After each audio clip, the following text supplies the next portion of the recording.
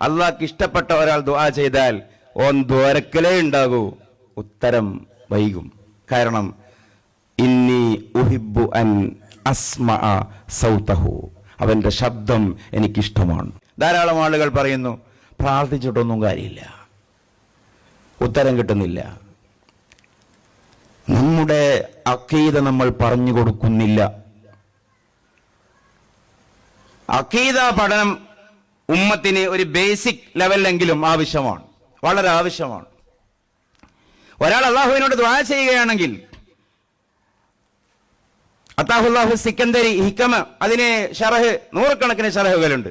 അതിൽ ഇബ്നുൽ ഹാജിബ് തങ്ങളുടെ ഇതായിരുന്നു ഈക്കാഉൽ ഹിമം, അതിൽ പറയുന്നൊരു ഹദീസുണ്ട്.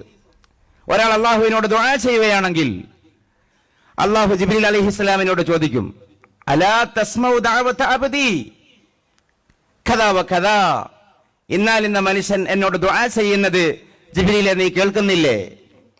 ഫഖലി ഹാജത, ആവശ്യം നിർവഹിച്ചു കൊടുക്കൂ, പക്ഷേ ഫലാ തസ്തഅജിൽ, പെട്ടെന്ന് വേണ്ട.